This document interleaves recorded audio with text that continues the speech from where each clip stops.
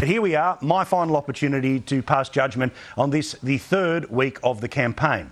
Now, it's interesting to note that while the media was obsessing about some of the smaller things that have happened today, there was more polling data that came out that actually tell us what people are going to do at the election rather than what the leaders want us to talk about when it comes to the election. See, I just got a text. Now, what you can do is have a look at the Newspoll that came out today, because the Newspoll today started to break things down state by state. And this shows Kevin Rudd is losing the election. Now, we'll go through these slowly, not because you can't understand the numbers, but there are things to watch in the next couple of weeks. 57-43 is an absolute smashing, obviously in New South Wales and the ACT. But to give you an idea of just how big a smashing that is that at the last election, the same result was 50.5% to 49.5%. So clearly, New South Wales and the ACT have broken and broken hard. Now, what will happen in the next week, because the media want that 50-50, they desperately want the 50-50, is some of these numbers will start to tick back together, but I want you to see state by state the margin with which they would have to tick back to get anywhere near a 50-50 result, okay? That's New South Wales. Having a look in Queensland, the place where Kevin Rudd is all hail, all king. Now, there is some analysis here that suggests that in Brisbane, things might be doing slightly better, but that's your statewide vote, okay? 6-point margin, 53-47. Kevin Rudd is losing his home state.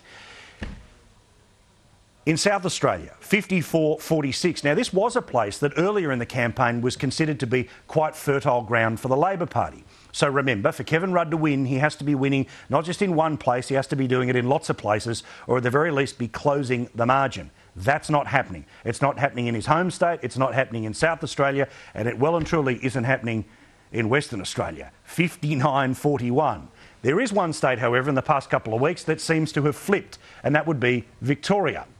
The numbers in Victoria are now better for the Labor Party, but it wouldn't be enough. How would any sort of gains in Victoria be able to make up for a 6-point deficit in Queensland, that chasm that's there in New South Wales, let alone South Australia and over into Western Australia? So, the headline figure is that Kevin Rudd, despite all the help from the media, despite all the help from the lovies on Twitter, is still losing this election. And as Richo told me on the radio today, the whole point of Kevin Rudd was for them, rather than to be losing by 40 seats, but to maybe end up losing by 20 or 15, OK? That is what's happening. Kevin Rudd isn't winning, he's just not gillarding this election. But I want to offer a small moment of mercy, I know, forgive me, towards Kevin Rudd.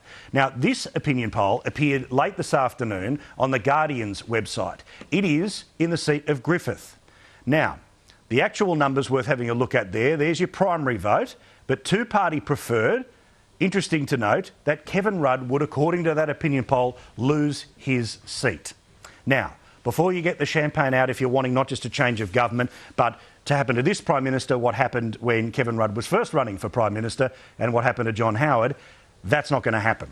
If you have a look at the betting markets, still well and truly, Kevin Rudd is a favourite to hold on to his seat, and I think there's a lot of wishful thinking that goes into that opinion poll. Kevin Rudd will hold on to his seat of Griffith. I know people who are very passionate about Bill Glasson think he might be able to push it to preferences. Look, Kevin Rudd will hold on to his seat. So ignore that as a distraction. Also, ignore the distraction that Kevin Rudd is somehow clawing this whole thing back.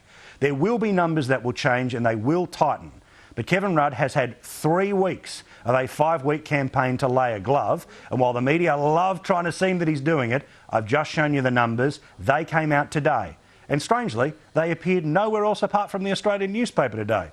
Wasn't that interesting to note?